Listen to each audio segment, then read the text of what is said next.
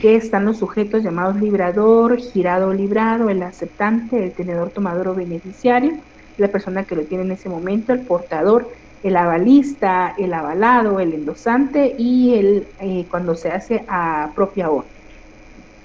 Trabajamos también en relación a lo que es el endoso. Dijimos dentro de las características del endoso que era un acto unilateral, es un acto escrito, es un acto cambiario, es un acto incondicional, y también hablábamos sobre lo que es, por ejemplo, lo que es los sujetos del aval, del avalista, hablamos del protesto, dijimos que era un acto notarial y que podía ser suplido por medio del sello que se coloca, por ejemplo, en los cheques en la Cámara de Compensación, y esto específicamente fue lo que trabajamos la semana pasada. Todo esto se llama generalidades de los títulos de crédito.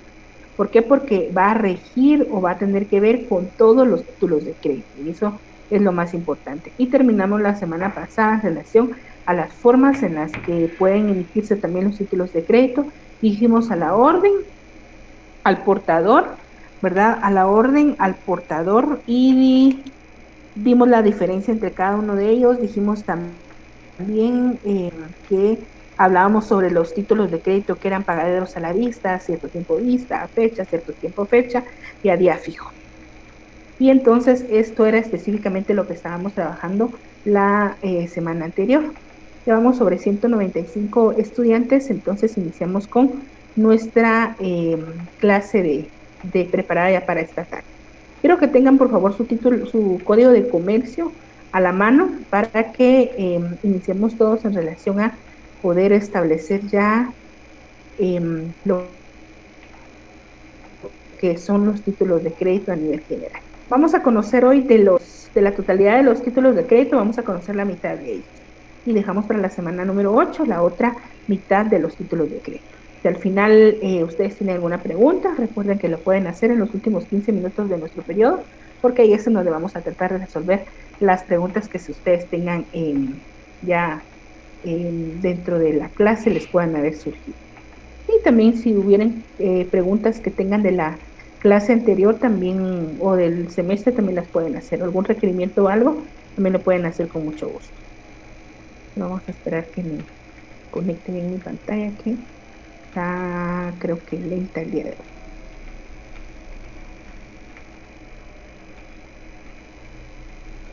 Bueno, nos vamos a ubicar entonces a partir del artículo 441 del Código de Comercio.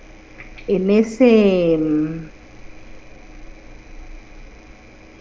en este artículo vamos a iniciar a hablar específicamente sobre el primer título de crédito del cual iniciamos hoy nuestra clase. Muy bien, ahí estamos. Hablamos entonces sobre ya los títulos de crédito. Recuerden ustedes la evaluación. Tenemos nuestro listado de leyes y trabajamos específicamente sobre el primer título de crédito. Artículo 441, por favor, del Código de Comercio. Dice, además de lo dispuesto por el artículo 386 de este código, la letra de cambio deberá contener, primero, la orden incondicional de pagar una suma determinada de dinero. Y esto es de subrayarlo, por favor. ¿Qué es lo que va a tener? Aparte de todo lo demás, tiene que tener la orden incondicional de pagar una suma determinada de dinero. Eso es lo que tiene que tener, la orden incondicional de pagar una suma determinada de dinero. Segundo, el nombre del girado. Y tercero, la forma de su vencimiento. Recuerden que puede ser nominativo a la orden o al portador. Letra de cambio, veamos ahora la imagen. La letra de cambio es un título de crédito a la orden, es decir, que solo se puede girar a la orden. Formal y completo, que incorpora la orden incondicional de pagar una suma determinada de dinero a su legítimo tenedor en el lugar y en el tiempo establecido. Por eso se dice que es un título de crédito a la orden. La letra de cambio es un título de crédito por el que una persona llamada librador crea una obligación cambiaria que debe pagarse a su vencimiento en la cantidad dineraria que se va a cobrar. Este es definitivamente la definición de nuestra letra de cambio. Debemos recordar que está a partir del artículo 441 del Código de Comercio. ¿Quiénes son los elementos personales o los sujetos? Hay unos también le llaman elementos subjetivos. Dentro de ellos están, primero, el librador. ¿Quién va a ser el librador? Es la persona que va a suscribir la declaración originaria o fundamental en el que se da la orden de pagar una suma determinada de dinero. Es el creador del título del crédito. Ese entonces tenemos el librador, la persona que va a girar o que va a suscribir por sí mismo la letra de cambio. Después tenemos el girador o el librado, que es quien va a recibir la orden de pagar o a quien se le da la orden de que tenga que pagar. A él se le llama girador o librado. Y por último tenemos el aceptante, que es quien mediante su firma admite la orden de pago librada a su parte. Ya cuando veamos el ejemplo va a estar más fácil. Dentro de las características de la letra de cambio, vamos a ver que es un título a la orden. Y veamos acá, por favor, para repasar un poquito el artículo 418 del Código de Comercio. Y dice, títulos a la orden. Los títulos creados a favor de persona, de determinada persona, se presumirán a la orden y se transmiten mediante dos cosas, que es endoso y entrega del título. Recordemos que los títulos nominativos, dijimos que la diferencia entre los nominativos y los del portador era que los nominativos tienen un registro y en cambio los títulos a la orden no tienen registro, solo tienen nombre y se entrega el título. Sin en cambio los títulos nominativos sí tienen un registro, hay que cambiar el registro aparte de la entrega del título. Entonces vemos que la letra de cambio es un título de crédito que se tiene que girar a la orden. Y entonces a la orden es que lleva un nombre, se tiene que saber quién es la persona a la que se le está obligando, que se está dando la orden incondicional de pagar una cantidad de dinero, ¿verdad? En el lugar y fecha determinados. ¿Cómo se va a transcribir o transmitir, mejor dicho, la letra de cambio, es decir, pasar de persona a persona? Únicamente, según el 418, según el endoso, dijimos que ¿qué era el endoso? Recuerdan que era colocar en la parte de atrás una firma. Y entonces solo con el endoso y aparte del endoso la entrega del título. Ahí estamos como estableciendo que la letra de cambio es un título a la orden. Es un título formal, según el artículo 286. ¿Por qué creen ustedes que es un artículo, es un título formal? Veamos por favor y revisemos el artículo 286 del Código de Comercio. Dice el artículo 286.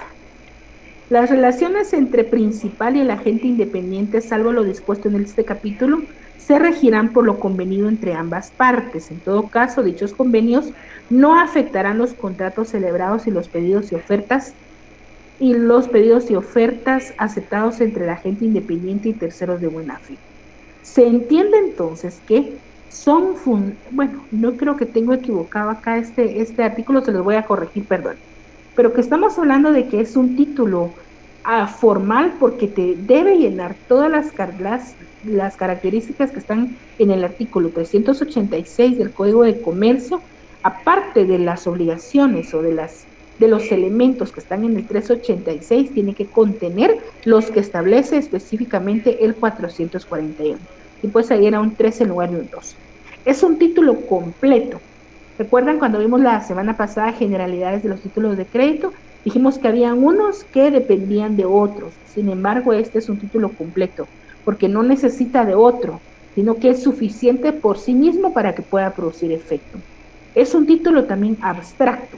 El derecho que se le atribuye es independiente del negocio jurídico que dio lugar a la creación. Y por último, es un título incondicional por el valor incondicional y también tiene esa orden incondicional de pagar.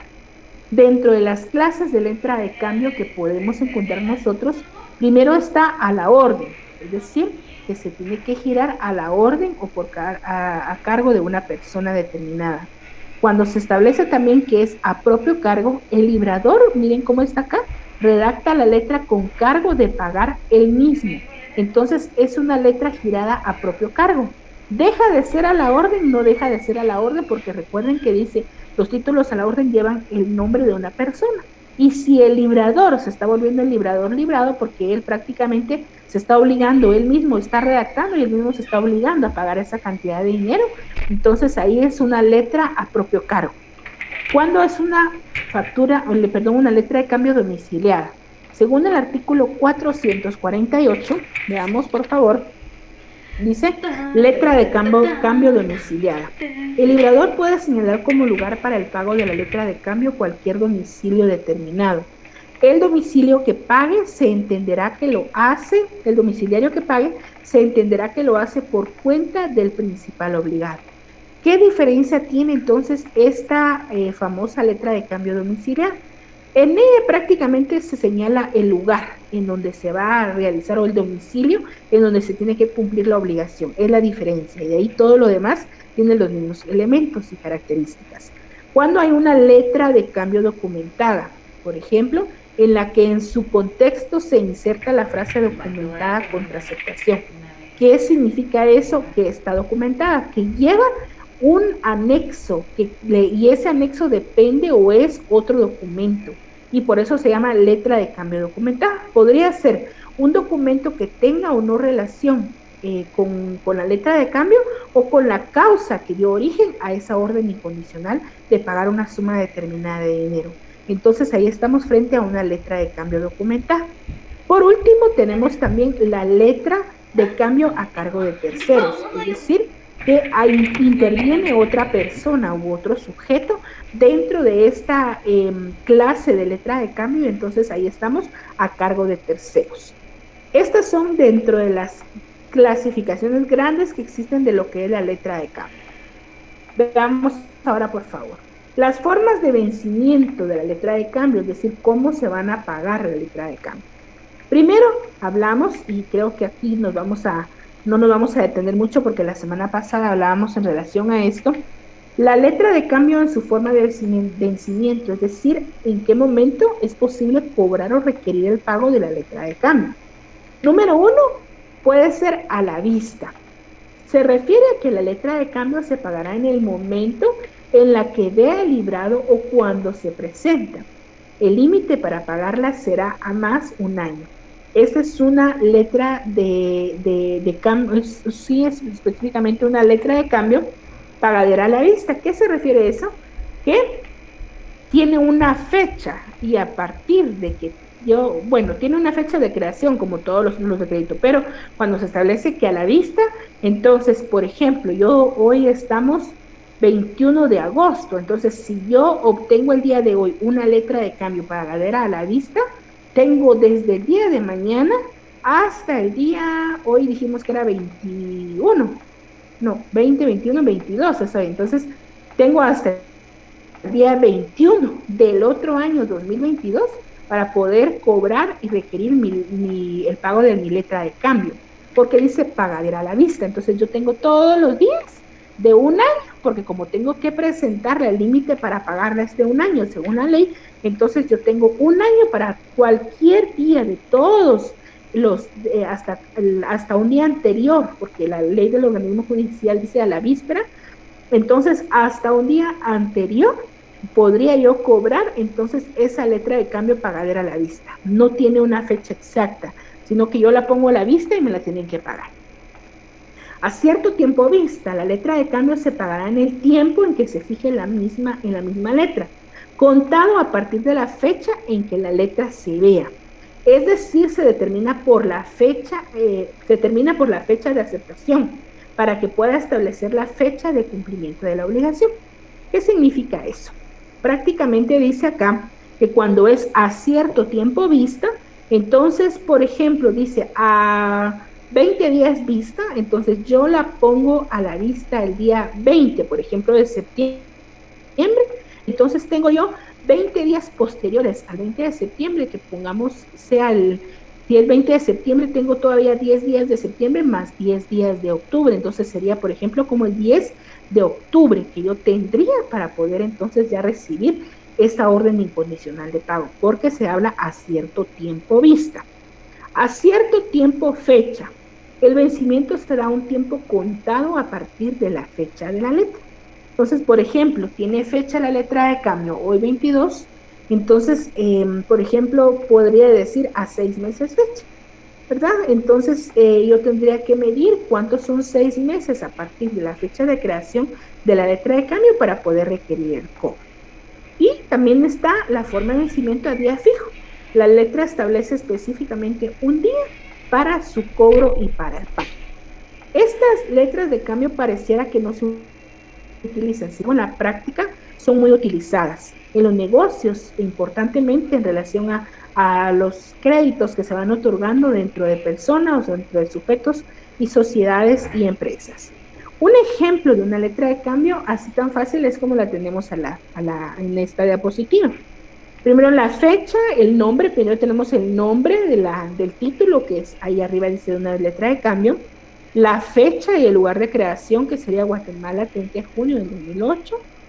La forma de vencimiento dice a la vista, se servirá a usted pagar, ahí está la orden incondicional de pago, esta única letra de cambio a la orden de, ahí está el nombre, por eso se dice que son nominativos, a la orden de Federico Pérez Sosa.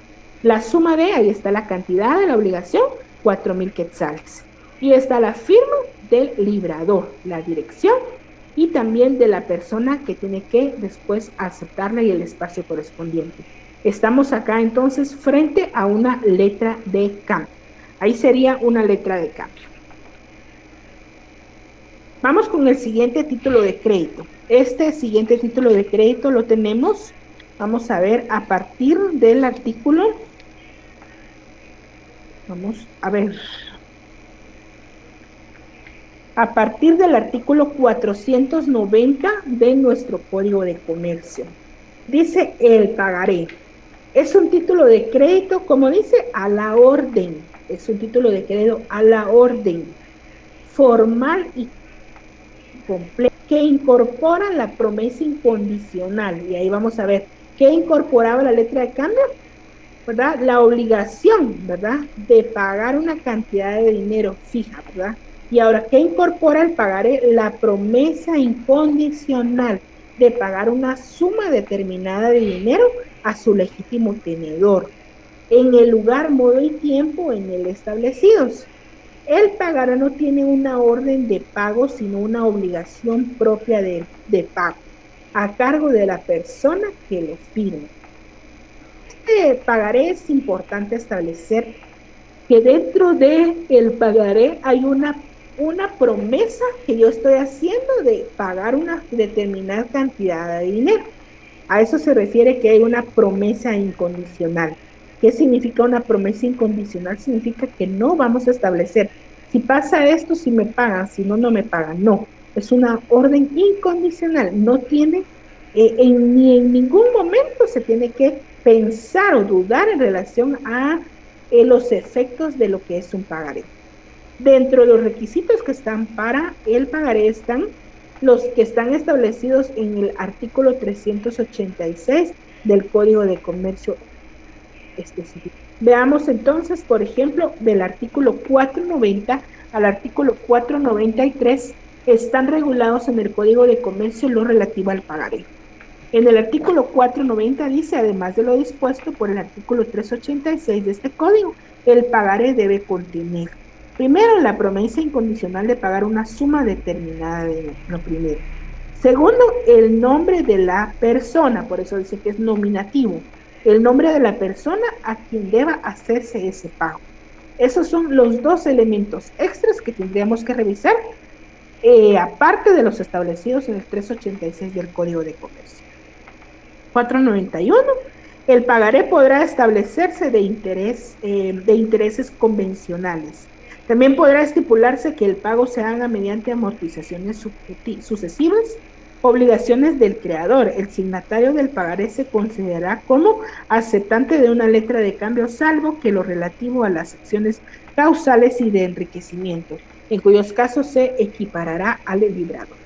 Y el último es el 493, que dice sobre las disposiciones supletorias que serán aplicables al pagaré en lo conducente, las disposiciones relativas a la letra de cambio, que son las que acabamos de ver nosotros. Entonces, esos son los requisitos mínimos que debería tener todo pagaré.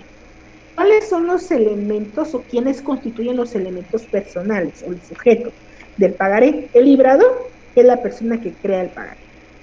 El librado es la misma persona que lo crea, pues es girado a propia orden. Por eso, librador y librado se confunden en la misma persona.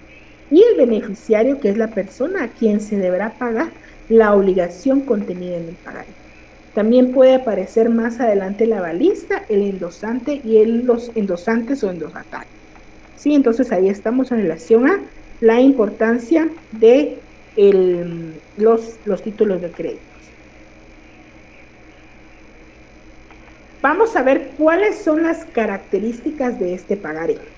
Las características del pagaré, primero que es un título abstracto. Segundo, que no debe expresar la causa o el negocio que lo origina. No se debe determinar el motivo de por qué se está haciendo o se está elaborando ese pagaré. No tiene, no es necesario. Tercero, es un título. Y recuerden ustedes, por eso es que cuando una persona, por ejemplo, hace una compras, van a ver que la mayoría de contratos preredactados, por ejemplo, en las empresas grandes que venden electrodomésticos, ellos no llaman a un notario. Ellos lo que hacen es redactar específicamente previamente los contratos que ya tienen, y lo que está firmando uno es un pagaré. Lo que las personas firman es un pagaré, ¿verdad? Entonces estamos hablando de que es un título que puede presentar su concurso en las relaciones mercantiles por su facilidad de redacción. 4, no debe redactarse en primera persona. 5, el librador y el librado son en sí entonces la misma persona quien hace el título y quien tiene que cumplir la obligación. Por lo que el beneficiario es la única persona extraña dentro del título de crédito del pagaré. Se hace promesa de un pago, a diferencia de la letra de cambio en la que se ordena un pago. Y este punto sí creo que es bien interesante, porque dice que en el pagaré lo que se hace es una promesa de pago, que se va a existir ese pago. Sin embargo, ¿verdad? La letra de cambio lo que lleva es una orden incondicional de pago. Y todavía dice esa orden incondicional, porque no hay, prácticamente no hay quien pueda emitir o pueda dar opinión en relación a una condición, sino que se tiene que hacer efectivo el pago de ese pagaré. Muy bien. Avanzando, ahora nos toca hablar sobre lo que es el cheque.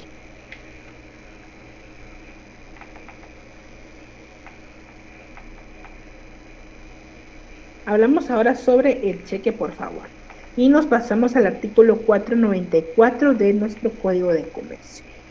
Este específicamente es un título de crédito en el cual un sujeto que es llamado librador va a ordenar a otro que es llamado librado, y que siempre va a ser específicamente un banco que pague una cantidad de dinero al sujeto que en la misma se indique, o sea, el beneficiario o la persona que en última instancia tenga en su poder y con derecho a cobrar ese cheque. Eso está dentro de características generales de lo que es el cheque. Iniciamos con el artículo 494. Dice, el cheque solo puede ser librado contra un banco en formularios impresos, suministrados y aprobados por él mismo. Estamos hablando entonces que siempre el librado va a ser un banco. Siempre va a ser un banco. Y contra todo esto, pues definitivamente no hay otra institución que pueda emitir los cheques. El cheque es un título de crédito en el sentido de que es un documento necesario para ejercitar el derecho literal. ¿Recuerdan de ustedes de las características de los títulos de crédito que dijimos que era su literalidad? Y cuando hablábamos de literalidad era que exactamente lo que establece un título de crédito, eso es lo que se tiene por cierto. Eso. No hay, es un derecho literal que en él se consigna.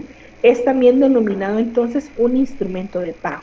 A eso se le llama un cheque y va a ser siempre el librado, siempre se va a hacer contra un banco. Dentro de los requisitos específicos que están dentro del cheque podemos ver los que están en el artículo 495 del Código de Comercio, que además de los del 386, lo dispuesto en este artículo, que es el 386, debe contener, según el 495, primero la orden incondicional de pagar una determinada suma de dinero. Por eso en el cheque dice pagues a la orden de o a la orden de. Entonces ya definitivamente trae una vez ese elemento incondicional, ¿verdad? Que se tiene que hacer para el pago. Y número 2, el nombre del banco librado.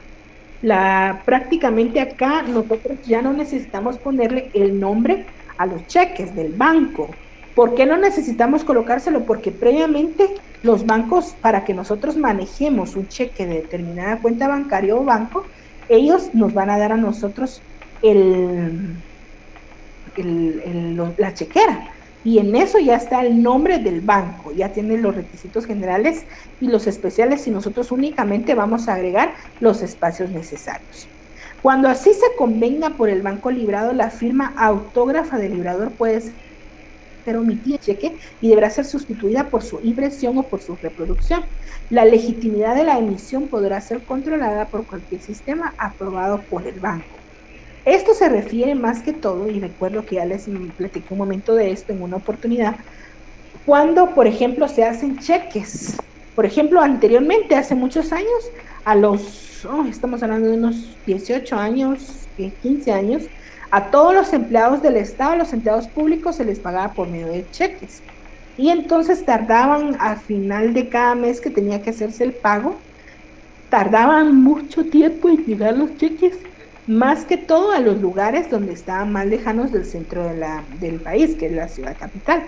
Y entonces la mayoría de ellos llegaba ya tarde, y aparte de eso, todos los cheques ya venían con una firma, como que fueran en fotocopia. ¿Por qué?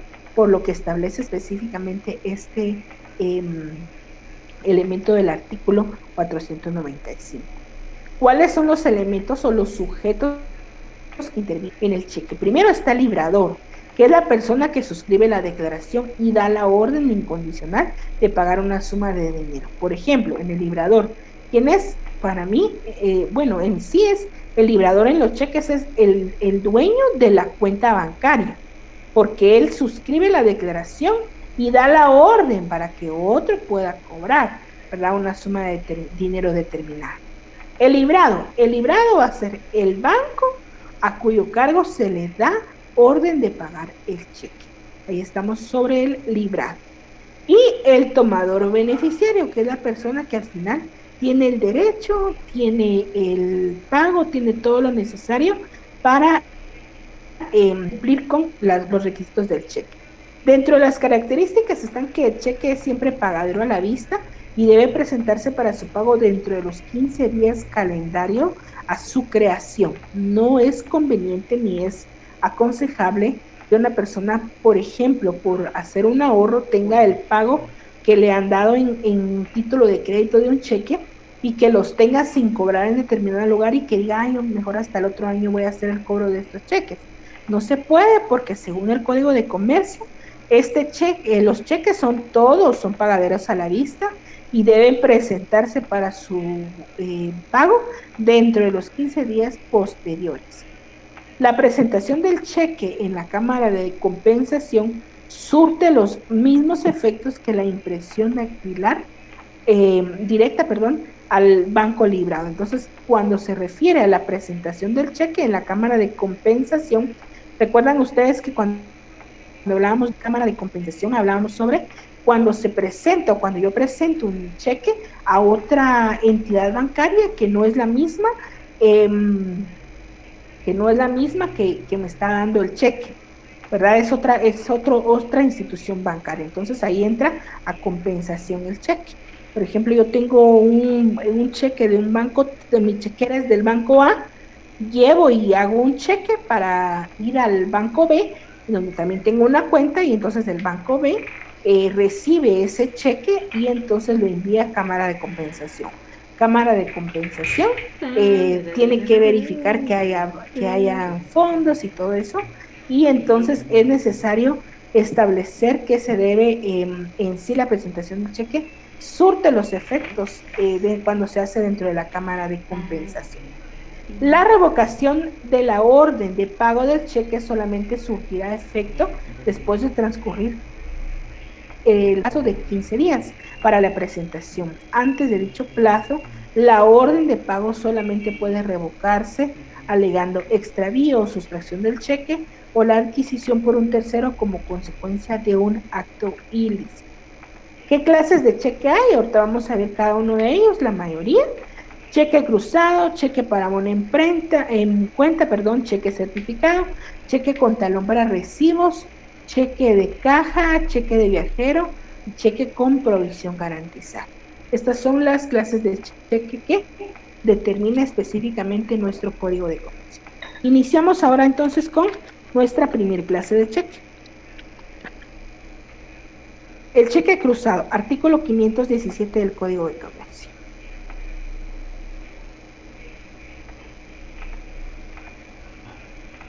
Artículo 417. Este está muy fácil. El cheque cruzado es aquel que mediante un trazo de dos líneas, como las estamos viendo en este cheque, paralelas en su anverso, que recuerdan ustedes que tienen anverso y reverso. El anverso es la parte del frente y el reverso es la parte de atrás. Entonces tiene que ser en la parte de su anverso. Tiene como efecto que solo podrá ser cobrado por un banco. ¿Recuerdan ustedes cuando en la parte de abajo nosotros a un cheque le ponemos, por ejemplo, no negociable? ¿Qué significa esa no negociable? Que solo lo puede cobrar esa persona que está ahí donde dice pago a la orden de. Nadie más lo puede hacer porque de una vez yo lo estoy limitando en su circulación y le estoy poniendo no negociable. Ahora, más o menos así va lo que es el cheque cruzado. Solo que en lugar de poner las palabritas no negociable, le voy a cruzar dos líneas, perdón, y en esas dos líneas, en medio de eso le voy a poner, ¿verdad? Específicamente le voy a poner o le voy a colocar el nombre del banco que puede cobrar. Por eso dice que podrá ser cobrado únicamente por otro banco. Su finalidad es evitar el cobro por un tenedor ilegítimo. O sea, que una persona que, por ejemplo, deseo que se encuentre o que sustraiga ese cheque, pues aún lo tenga, no puede hacer el cobro de ese cheque. ¿Por qué? Porque es un cheque cruzado y ahí en el cruce de una vez dice cuál va a ser el banco que le va que puede cobrar ese cheque. Su finalidad es evitar entonces el cobro de un tenedor ilegítimo, o sea, que una persona ajena a la circulación de ese título de crédito pueda cobrarlo. Existen dos clases de cheques cruzados. Primero está el cheque cruzado general, en donde solo aparecen dos líneas paralelas, pudiendo ser pagado por cualquier banco. Entonces, solo aparecen las dos líneas. No dice en la parte de las dos líneas cuál va a ser el banco que va a cobrar el cheque. Y el cruzamiento especial, cuando entre las líneas paralelas en el anverso del cheque aparece o se me consigna el nombre de un banco determinado en el cual solo él puede cobrar ese cheque, no hay otra persona. Entonces ahí estamos con el cheque que puede ser cruzado y que puede ser en cruzamiento especial. En cruzamiento dijimos que dos líneas y puede ser cobrado, ¿verdad?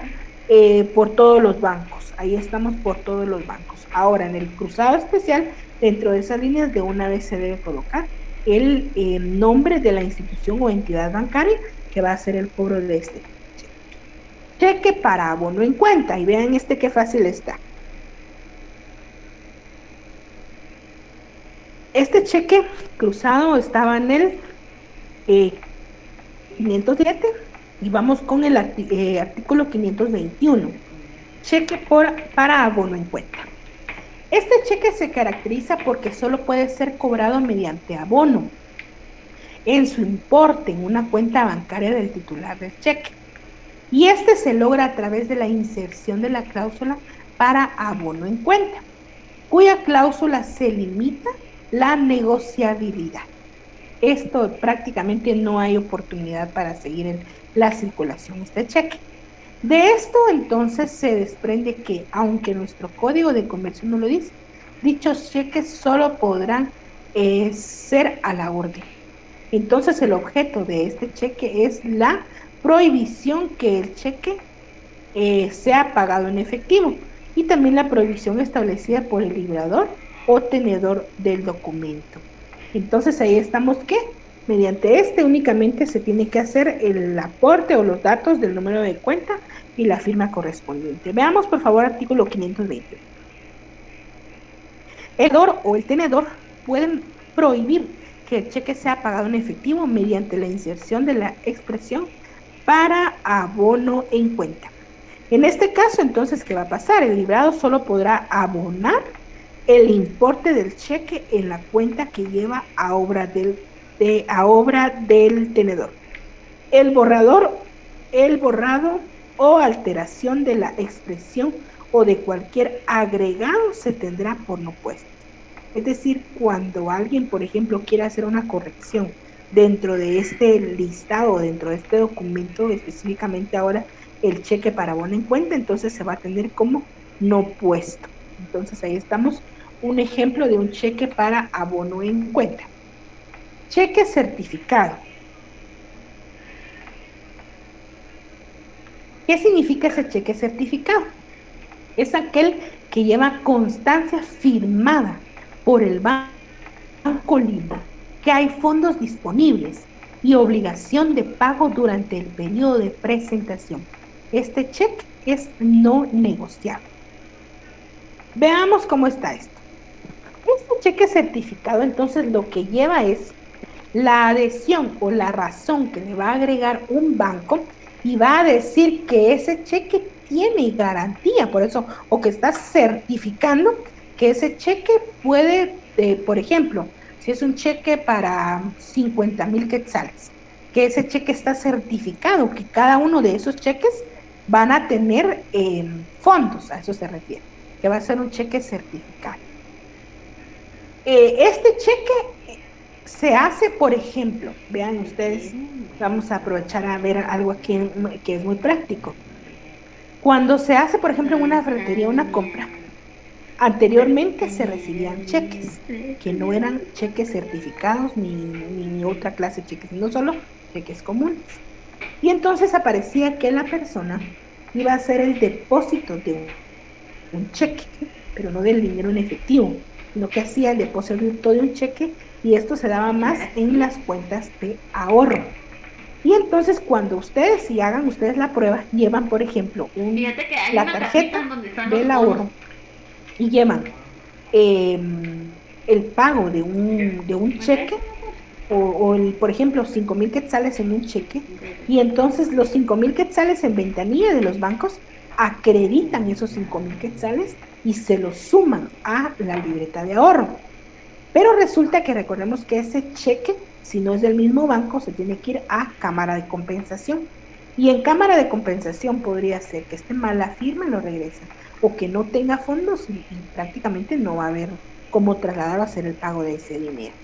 Y entonces en los negocios lo que hacían era verificar, ¿ya está pagado? Sí, pero lo que estaba depositado era el cheque para irse a Cámara de Compensación.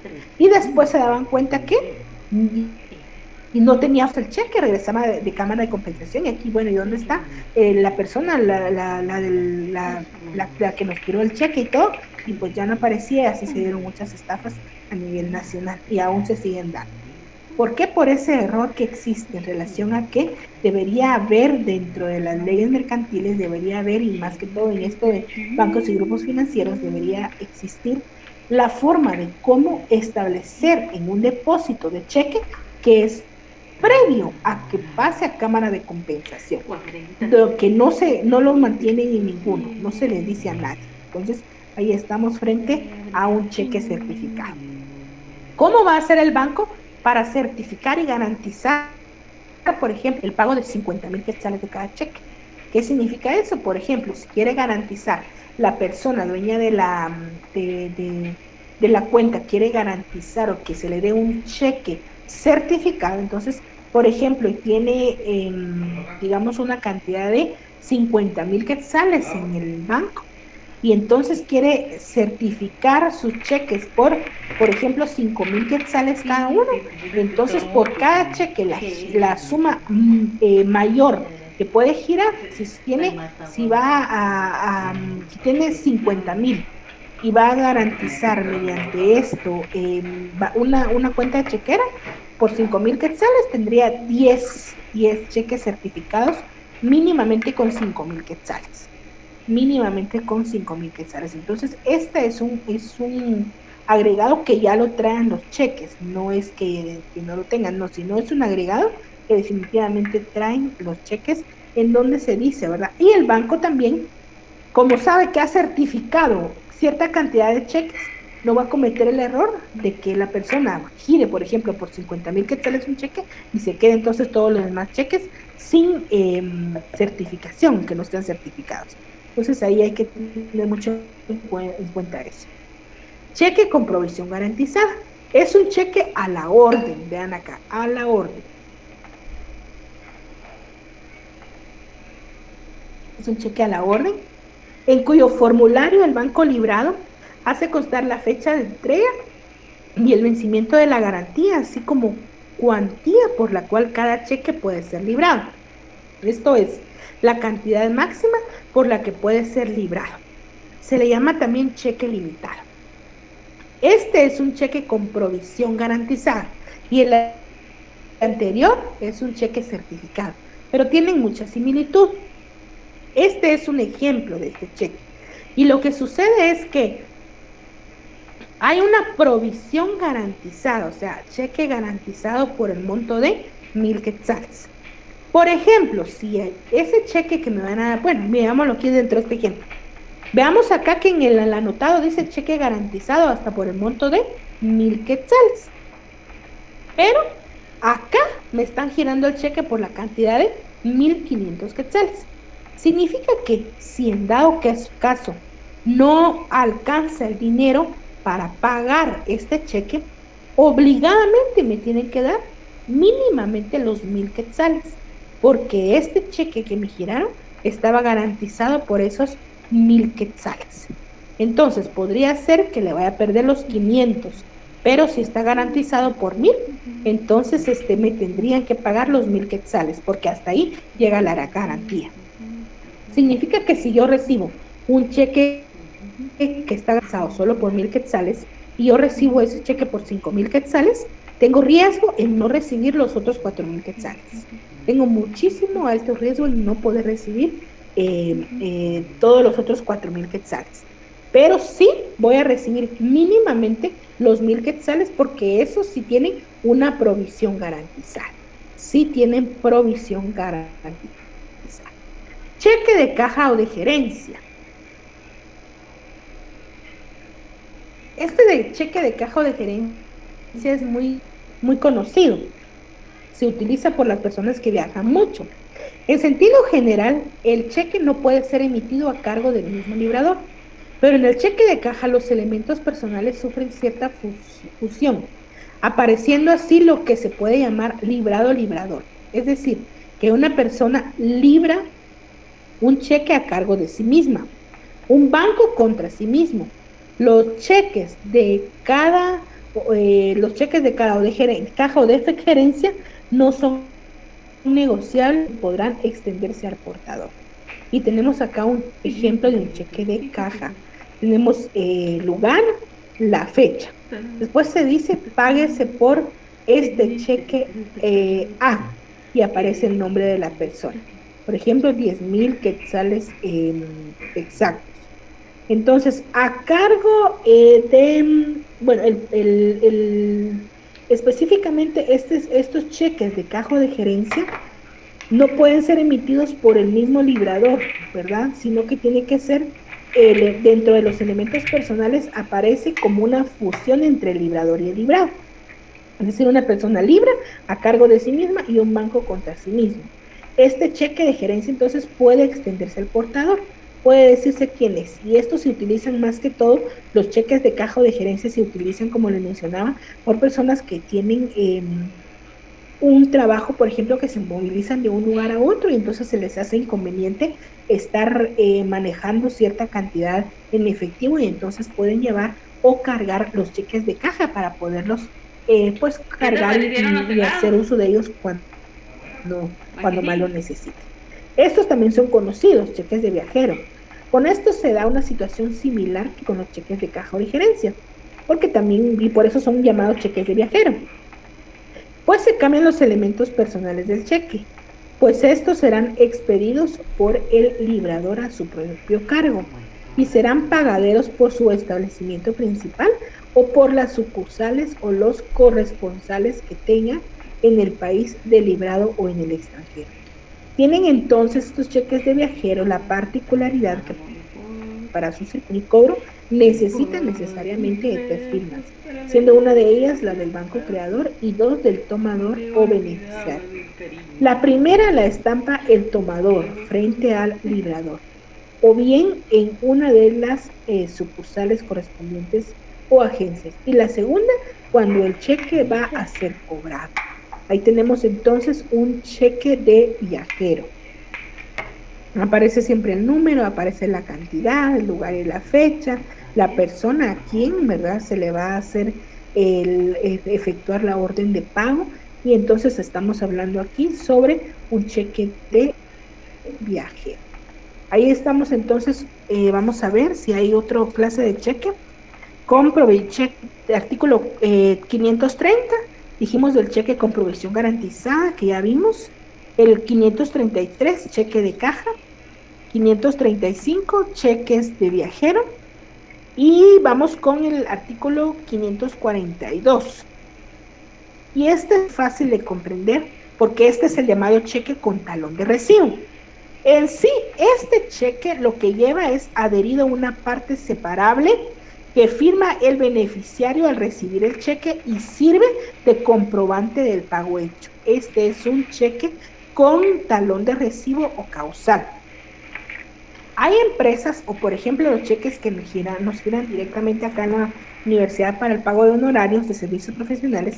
Entonces viene la estipulación o viene la forma de pago y que uno está conforme y todo, y en la parte de abajo trae el despliegue para poder cortar el cheque y aparte tiene otra línea punteada para poder, otra parte que es la constancia de que la persona recibió el cheque. Y entonces firma, se pone la huella, se pone la firma y se pone el nombre completo y si no esté mal número de DPI. Este es el ya famoso cheque con talón de recibo o causales, que está en el artículo 442. Este primero es el talón de recibo, lleva un recibo o lleva algo que acredita el pago de ese cheque.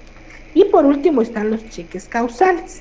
Los cheques causales deberán expresar el motivo de los cheques y servirán de comprobante del pago hecho cuando lleven el endoso del titular original. Ese es un cheque causal. ¿Qué significa eso? Es que expresa en sí el motivo por el cual se está creando el cheque. Ahí estamos frente a un cheque causal. Dice qué es lo que generó el que se girara ese cheque. Estamos entonces ahí frente a un cheque causal. Muy bien. Vamos entonces ahí bien en relación a los cheques. Pasamos al siguiente título de crédito y son de las obligaciones de las sociedades de venturas. Estos en sí son títulos de crédito que surgen de una declaración, vea, una declaración unilateral solo de un lado, de la voluntad de una sociedad anónima. La sociedad anónima declara y emite las obligaciones de las sociedades de venturas, que incorporan una parte alícuota de crédito colectivo, de un crédito colectivo, cuyo sujeto pasivo, el deudor, es la sociedad creadora. Entonces, es un crédito, representan una parte alícuota. ¿Qué significa una parte alícuota? Que, por ejemplo, es una deuda o un crédito de 100,000 quetzales y esas hay, por ejemplo, de 5,000 quetzales. Se dividen los 100,000 sociedades de venturas en 5,000 y vamos a tener todos esos títulos de crédito de las obligaciones de sociedades de venturas porque representan una parte alícuota, una parte, ¿verdad?, de un crédito. A eso se refiere. La forma de este título se regula de forma general en el 386, sus requisitos, y en forma específica en el artículo 548, ambos del Código de Comercio. Dentro de las obligaciones de la sociedad creadora, primero, se deben pagar los intereses que devenguen los títulos. Se debe establecer qué deberes se desprendieron directamente de las obligaciones de esa sociedad creadora. Número 2, debe recaer limitadamente sobre todos sus activos, ilimitadamente. Cuando se habla de ilimitadamente es que si no continúa, entonces debe responder y no alcanza el capital social. Recordemos que tiene que agarrar con los capitales propios de cada uno de los socios. Número 3, Cuando se constituyen garantías específicas, debe contratarse un seguro. Ahí estamos también frente a las obligaciones de la sociedad creadora.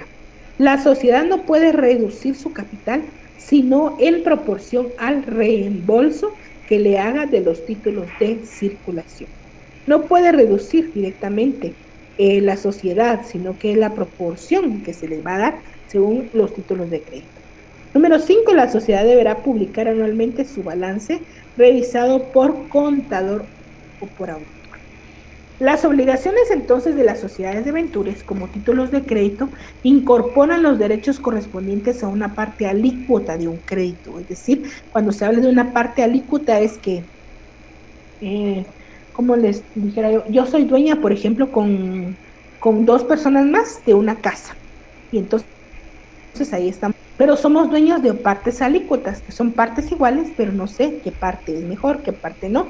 Y no solo sabemos que una parte de dividir esa casa en 3 partes me pertenece a mí, o en 2 partes me pertenece a mí. Estaríamos hablando ahí sobre la forma, ¿verdad?, de representarla. Las obligaciones o debentures son títulos que emiten las sociedades anónimas y representan esa parte, la participación individual de sus tenedores o de un crédito colectivo constituido a cargo de la sociedad emisora. Las obligaciones o debentures son títulos de crédito que surgen de una declaración unilateral de voluntad de una sociedad anónima que incorporan una parte alícuota de un crédito colectivo, cuyo sujeto pasivo, llamado deudor, es la sociedad anónima creadora. Al igual que todos los títulos de crédito contemplados en el Código de Comercio, las obligaciones o debentures son bienes, aun cuando estén garantizados con derechos reales sobre inmuebles. Las obligaciones de debentures. Vamos acá. Y esta información me llamó mucho la atención. ¿Cuál es la diferencia entre una obligación o debentures, que son títulos de crédito, y las acciones? Porque dice, ¿qué diferencia hay entonces? Y se confunde mucho, pero las obligaciones o debentures y aparte las acciones. La acción entonces es parte alícuota del capital social. La acción es una partecita de todo el capital y atribuye a su titular derechos corporativos y de socio. La obligación es parte alícuota de un crédito. No entonces es una parte alícuota de un capital social, sino que es una parte alícuota de un crédito y solo confiere derechos de esta índole. La obligación social o debenture nace para ser amortizada fatalmente, la acción no. Cuando se viene que es una obligación que nace para ser amortizada fatalmente, es decir, que va al final a darse la finalización de la vigencia de estos títulos. La obligación o debenture concede normalmente un interés fijo, independiente de los resultados prósperos y adversos de cada ejercicio social de la entidad emisora. La acción da derecho a un dividendo variable según entonces los resultados, es decir, que la obligación comprende y representa una parte alícuota de un crédito, y en cambio la acción en sí representa una parte alícuota de un capital. ¿Cuáles son las formas de circulación de estas sociedades de debentures o títulos y obligaciones de debentures? Estos títulos pueden crearse en forma nominativa, a la orden o al portador, aun cuando impliquen pagar dinero. El valor de los títulos tiene que ser como mínimo de 100 quetzales o múltiplos de 100. Y este valor nominal, al igual que en las acciones de la sociedad, tiene que ser uniforme. Además, por su forma de operar en serie, una o varias, confiriendo siempre los mismos derechos. En el caso de que se crean varias series, no se puede emitir una serie si no antes se han colocado las anteriores.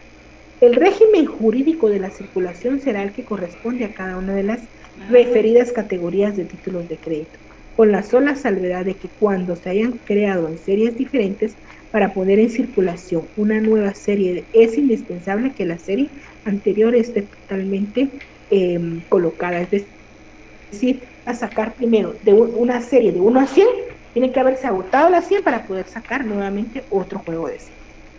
Las obligaciones nominativas se transfieren por endoso, entrega del título y cambio en el registro. Las obligaciones a la orden por endoso y por entrega del título. y las obligaciones al portador por la sola entrega manual del título. Ahí estamos frente a las formas de circulación de las sociedades de venturas. ¿Por qué nosotros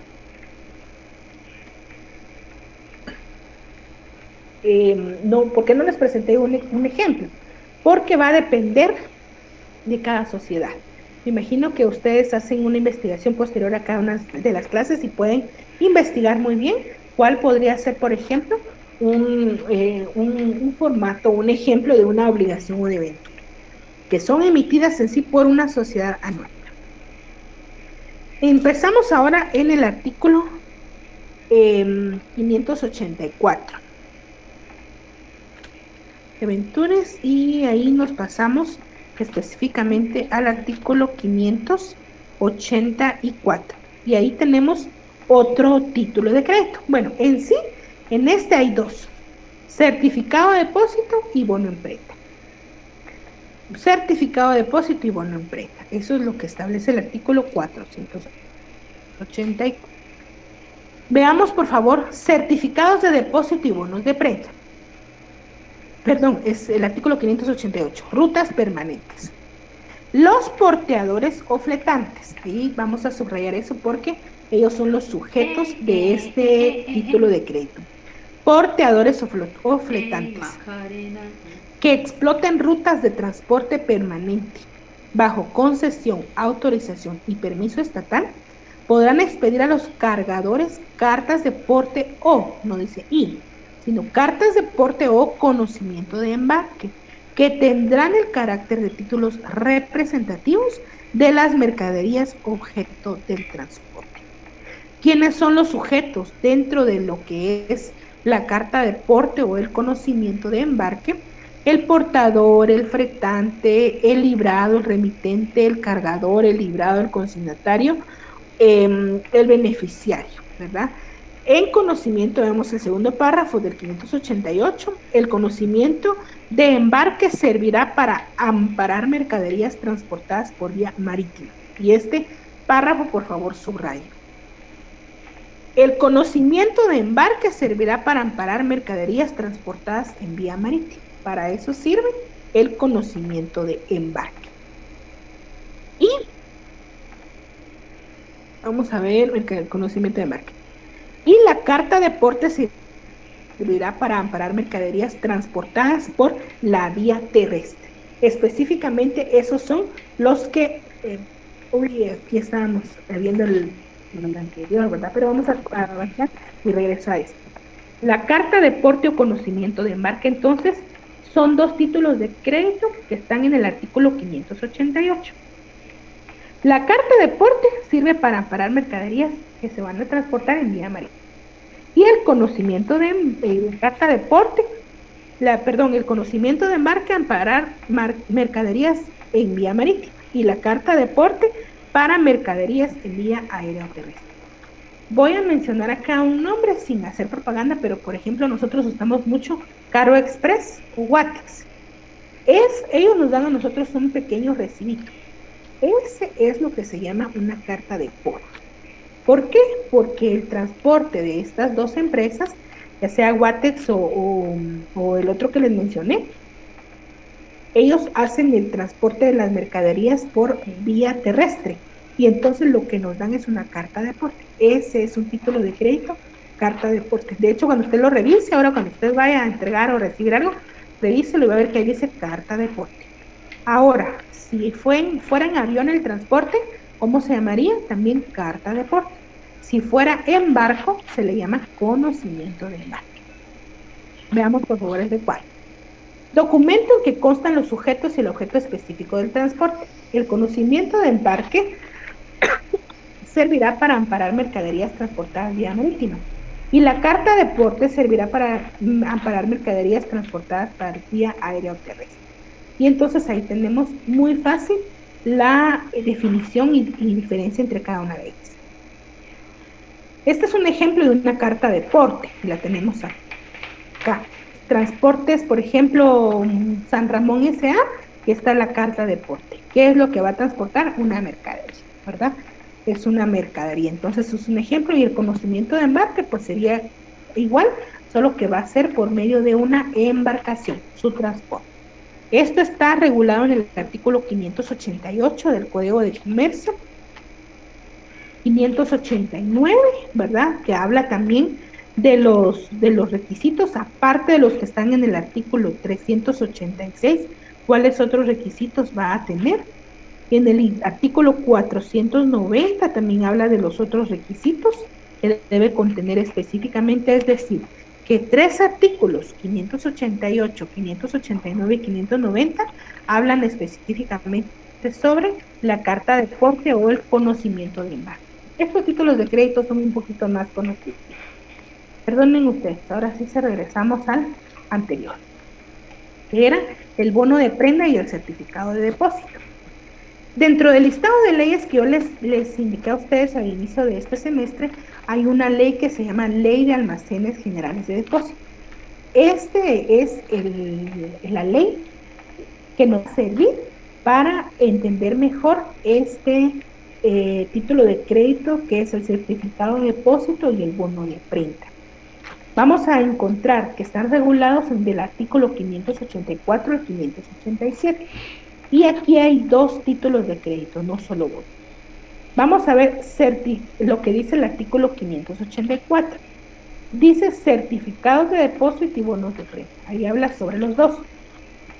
Como consecuencia de depósito de mercaderías, cuando se hace el depósito de una mercadería, los almacenes generales de depósito debidamente autorizados podrán expedir certificados de depósito y bonos de prenda. Ahí estamos entonces sobre uno y otro. ¿Qué es en sí un certificado de depósito? Veamos el recuadro. Este instrumento o título permite que se pueda traficar con las mercancías depositadas sin necesidad del movimiento material. Es un certificado de depósito.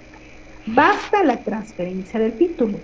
El librador solo puede ser un almacén general de depósito. Es un título negociable. ¿Qué significa este certificado de depósito? Yo, por ejemplo, bueno, aquí, bueno, sí, actualmente ya se está dando esa clase de contratos mercantiles, pero hablemos, por ejemplo, de otros lugares o hablemos de acá en donde una persona toma una bodega y en esa bodega él alquila o específicamente es una entidad de depósitos. Se tiene que alquilar un espacio para que yo pueda dejar en resguardo, digamos así, una mercadería. Y a partir de que yo dejo esa mercadería, me van a dar un título de crédito que se va a llamar certificado de depósito. Y ese certificado de depósito permite que yo pueda traficar con las mercancías. Significa eso que no la tengo que ir a sacar, sino únicamente con el documento que se llama certificado de depósito. Yo soy acreedora, por ejemplo, a, digamos, un vehículo, por ejemplo, un vehículo. Y entonces yo lo tengo y yo lo fui a depositar y ese almacén general de depósito, porque recuerden que aquí dice que solo son emitidos por los almacenes generales de depósito, me da la constancia de que yo soy propietaria de ese vehículo, de esa mercancía. Y entonces yo puedo ir con otra persona y venderle ese vehículo o una mercancía y puedo, sin necesidad de sacarlo, puedo yo venderlo y esa persona se lo puede vender a otra persona sin necesidad de sacar o de que haya movimiento material de la mercancía que yo tengo en ese almacén general de depósito. Ahora, distinto es el bono en prenda y vamos a ver cuál es. Es un título también representativo de mercaderías, igual que el certificado de depósito. Y es un título de crédito que expide un almacén general de depósito, igual que el certificado de depósito, en el que se presenta un contrato garantía de las mercancías que el título especifica. Es una prenda sin desplazamiento. Los títulos anteriores tienen un plazo de un año. ¿Qué significa entonces o qué diferencia hay entre un certificado de depósito y un bono de prenda? El certificado de depósito, mi mercancía está solamente resguardada, pero a mí me pertenece, no le pertenece a otra persona. Y en cambio, el bono de prenda, yo puedo tener ese título representativo de mercadería, pero ese título en sí representa un contrato de garantía de esa mercadería, ¿verdad? Y entonces es una prenda sin desplazamiento. No la puedo yo mover de ese lugar. Por ejemplo, veamos nosotros así muy de forma general, cuando hay un vehículo que entra en un depósito que es contratado por el organismo judicial y en donde se van, por ejemplo, los vehículos que han tenido algún conflicto con un hecho de tránsito o cualquier otro problema, ese depósito no me va a entregar a mí el vehículo, sí, porque está ahí en prenda, no me lo va a entregar hasta que yo no lleve una orden en el que yo puedo sacar ese vehículo, por ejemplo, de ese lugar. Si yo no llevo esa orden de haber finalizado con todo y haber terminado todos los procedimientos, si yo no llevo esa orden, no me lo pueden dar. Entonces, el bono de prenda debo entender lo que no es, que en sí es un contrato de garantía, que está esa mercadería en ese lugar porque hay un contrato de garantía.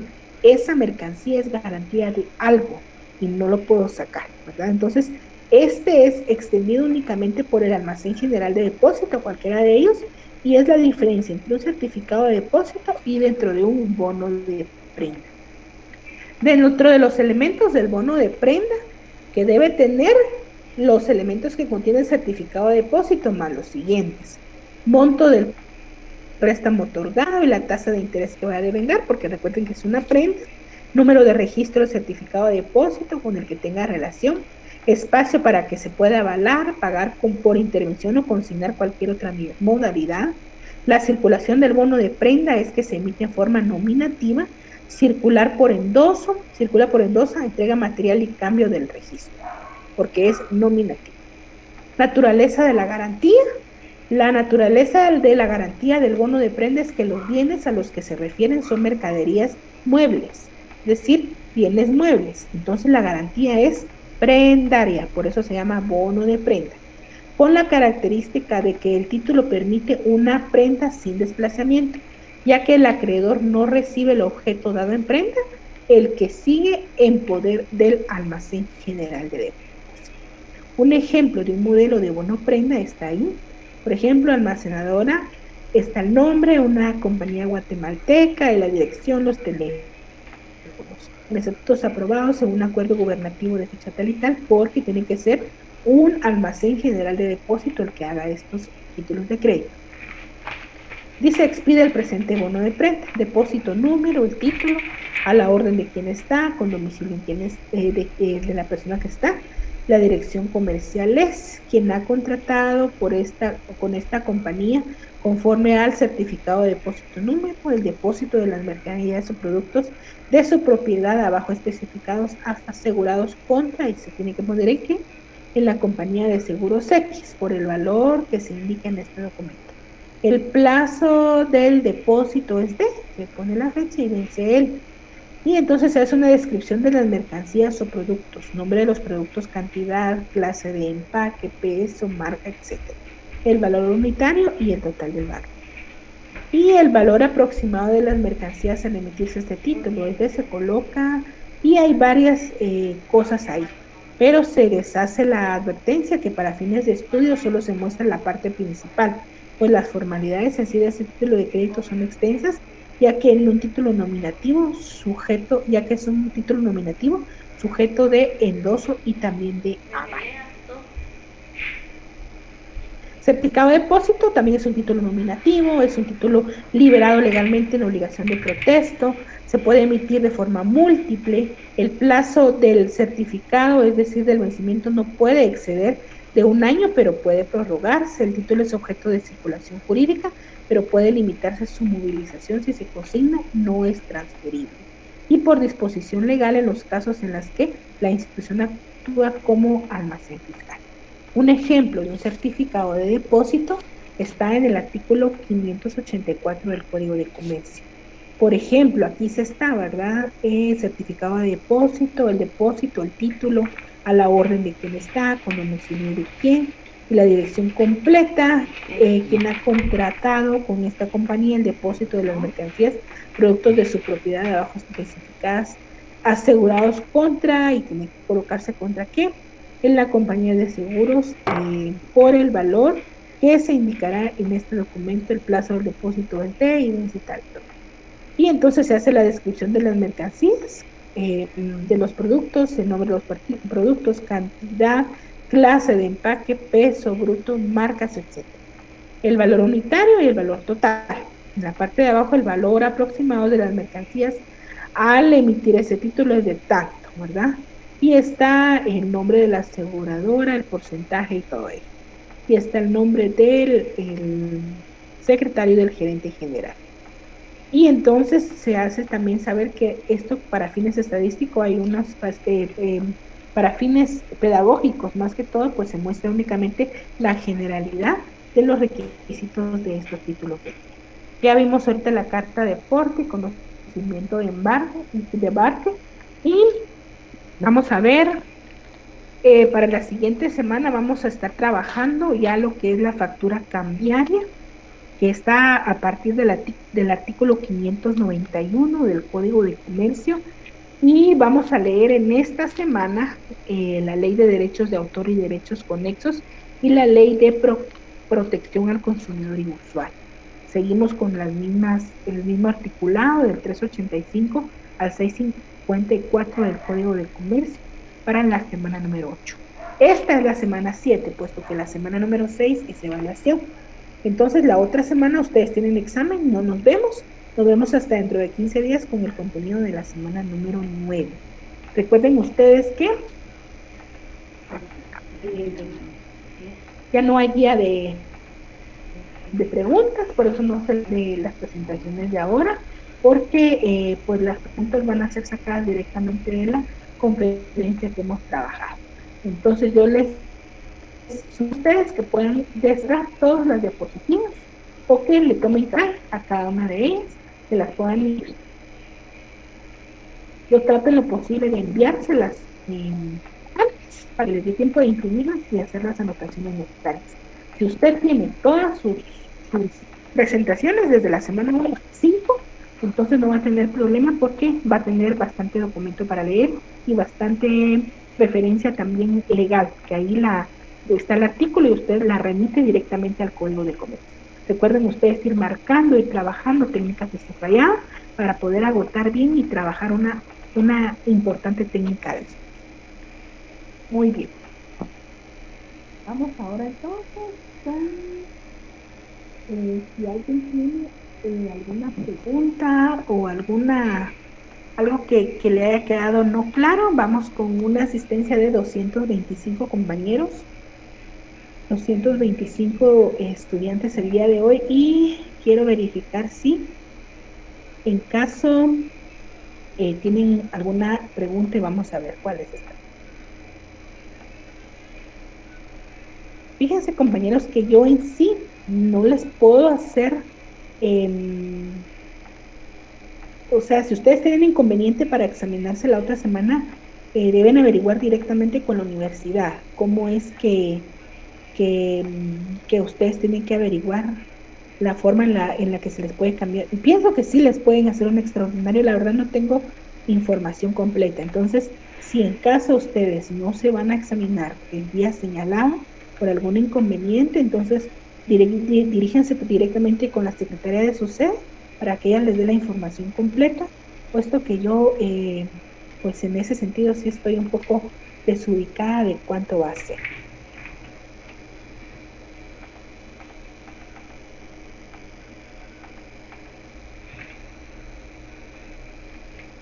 Bueno, dice, si el cheque con provisión garantizada tiene de garantía 1,000 quetzales y está por 5,000, y si al ir a cobrar solo tiene 1,000, ¿qué procede para cobrar los otros 4,000?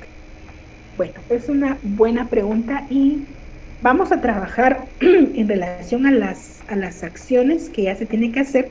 Recuerden que ahorita vamos a trabajar, ya trabajamos generalidades de títulos de crédito la semana pasada.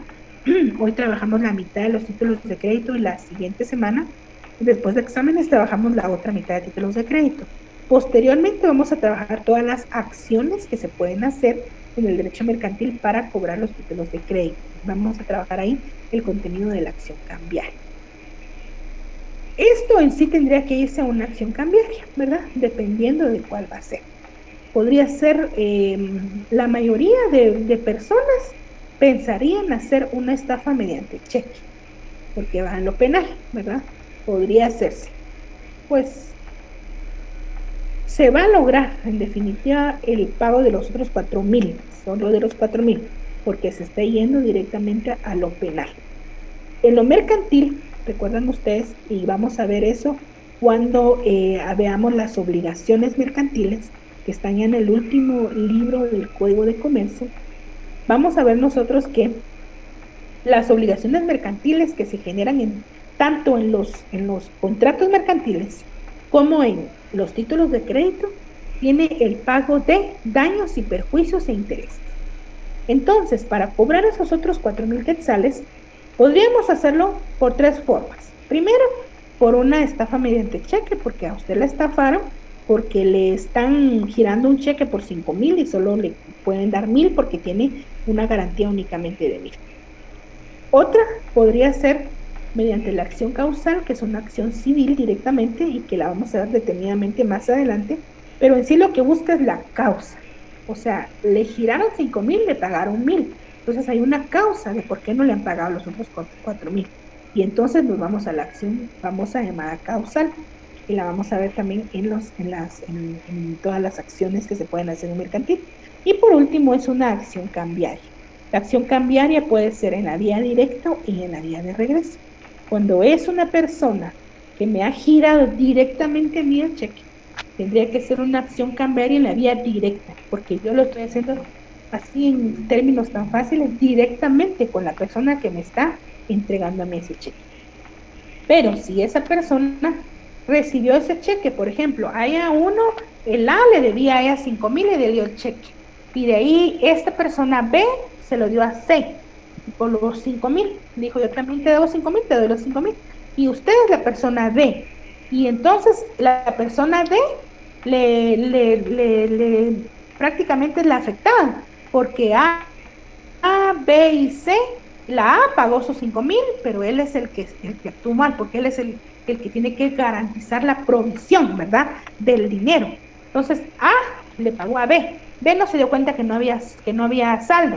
B le pagó a C. Yo te debo, mirar, como es un cheque, te lo voy a endosar y te pago con los 5,000, bueno. Y el C tiene el cheque y dice, yo también debo 5,000 a D. Entonces le da el cheque a D. Y entonces el afectado es el D.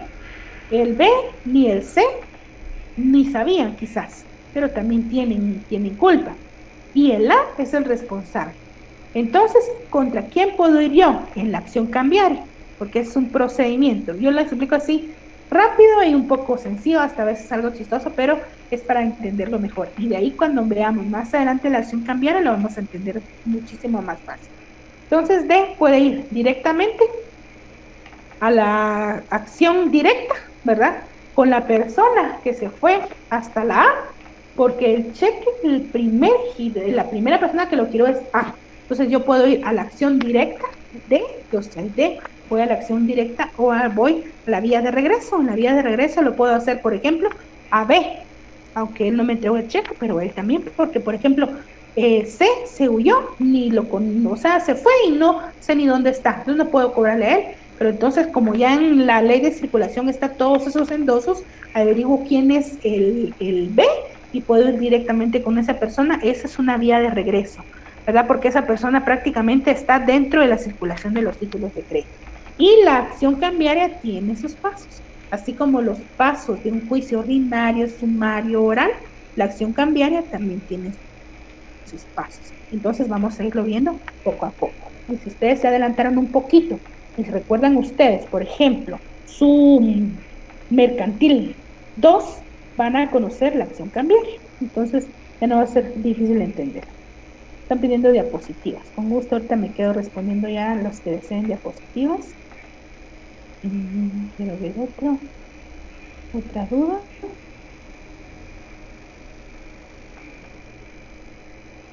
¿Cuál es la forma de vencimiento de la letra de cambio que es más común? Con fecha, ¿verdad? Pagadera a día fijo, a día fijo, sí. Es decir, que de una vez dice la fecha en la cual se tiene que hacer el cumplimiento. En la mayoría se utiliza eso. Porque si se hace a cierto día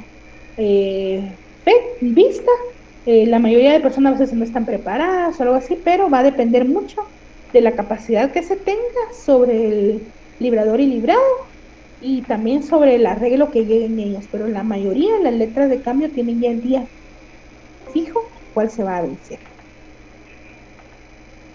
El pagaré, ¿será que es un título a la orden o un título nominativo?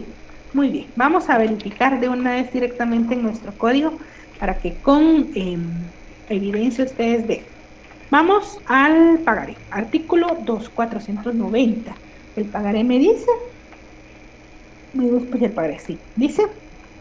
Vamos a ver, es un título de crédito por el cual un sujeto llamado librado promete pagar una cantidad de dinero al beneficiario sin que exista una condición alguna. Dice en el artículo 490, y vea, ¿qué es los requisitos que debe haber aparte del 386? En el numeral dice el nombre de la persona a quien deba hacerse el pago. Y entonces es un título nominativo, ¿verdad? Porque dice el nombre de la persona. Entonces, definitivamente es un título nominativo. Puede ampliar el significado del cheque no negociable. Significado de no negociable en el cheque. Bueno, el significado del cheque no negociable es que yo pongo el nombre del cheque, o sea, la persona a quien le voy a girar el cheque, por ejemplo, es a María López. Yo le voy a pagar 5,000 quetzales a María López y quiero que solo María López lo cobre, que no otra persona lo pueda cobrar, porque yo a ella le voy a pagar y no quiero que nadie más entre en la circulación del título de ese título de crédito. Entonces yo en la parte de abajo del cheque le voy a anotar la palabra no negociable, así como a la par de donde está el espacio de las firmas, le coloco la parte anversa, ¿verdad? No en la parte donde firmo de atrás, no, sino en la del frente, le coloco yo así con lapicera, si es mi cuenta personal, le coloco yo no negociable. Significa que María va a ser la única que va a poder cobrar el dinero de ese cheque, nadie más. María no puede, ella lo tiene que endosar para el cobro, pero no lo puede endosar para seguir su circulación. No puede utilizar ese mismo cheque para pagar a ella otros 5,000 quetzales a otra persona, como en el ejemplo que pusimos el cheque anterior de provisión garantizada. Entonces ahí estoy limitando la circulación de ese título de crédito. ¿Lo puedo hacer? Sí, con mis cheques personales. De hecho, es aconsejable. Es aconsejable debido a que ahora es muy delicado dar un número de cuenta a cualquier persona, porque por las extorsiones que se ven a nivel nacional, entonces no cualquier persona debe tener nuestro número de cuenta. Entonces no es muy importante. Recuerden que la parte de arriba de los cheques va un número de cuenta, entonces no es aconsejable que vaya circulando.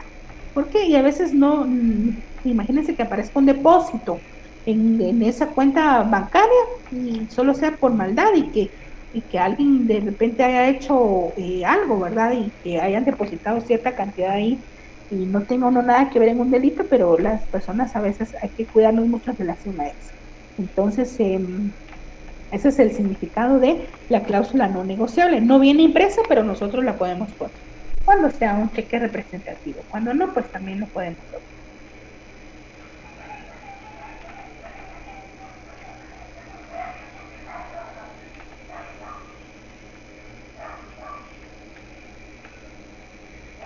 Dice, si los títulos de crédito se pueden ejecutar fuera de la República de Guatemala. Por ejemplo, si me extienden un cheque en Guatemala y yo viajo a Costa Rica o otro país, ¿puedo cobrar ese cheque? ¿Me lo podrán cambiar? Como es un título, como es una acción cambiaria, y la acción cambiaria tiene jurisdicción. Así como, por ejemplo, estamos en un juicio sumario, un juicio ordinario, dice la ley, incluso el Código Internacional Privado, que va a regir la ley del lugar en donde se ubica el inmueble, por ejemplo. Entonces, aunque yo viva en otro país, me va a regir la ley del lugar en donde se encuentre el bien inmueble. Entonces, yo tengo que ir a ese país e iniciar ahí la acción. Igual sucede con los títulos de crédito, tienen jurisdicción para conocerlo de Acción Cambiaria. De hecho, ahí está la Cámara de Comercio, es la que ve todo eso, y los juzgados civiles. Entonces, hay que ver que definitivamente no se podría hacer, a no ser que sea una empresa y esa empresa que le giró a usted ese título de crédito sea una transnacional, es decir, que tenga representación en ese país en donde usted quiere hacer la acción, podría ser, pero hay cosas que hay que tener mucho cuidado en relación a esto. ¿Por qué? Porque tenemos que ver la ley en relación a la jurisdicción que tiene que tener cada uno de ellos.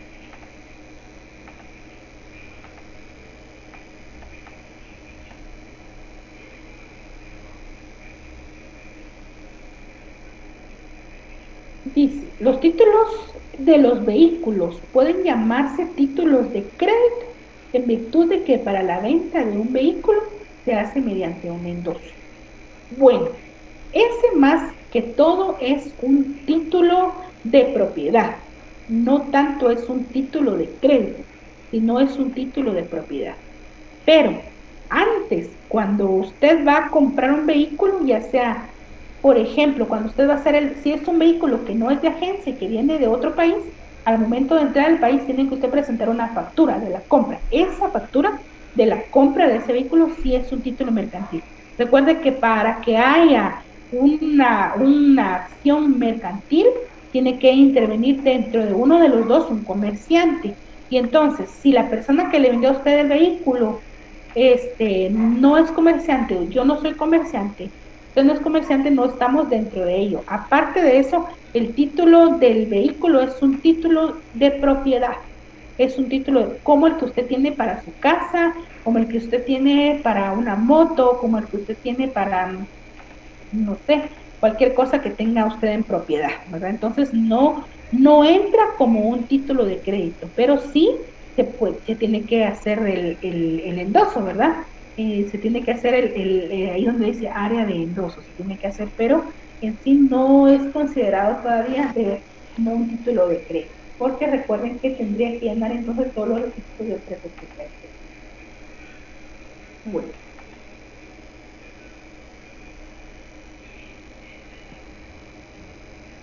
No, la clase del día de hoy no entra en el primer parcial, entra hasta en el segundo porque es la de la semana número 7. Clase 6 no hay porque es la semana de examen. La de hoy ya fue compartida en un grupo, compañeros, pero los que no la tengan, compártanlo a sus demás compañeras para que no tengan problema con eso. Entonces ahí estamos y les deseo éxitos la próxima semana en sus exámenes. Que tengan una buena tarde, compañeros.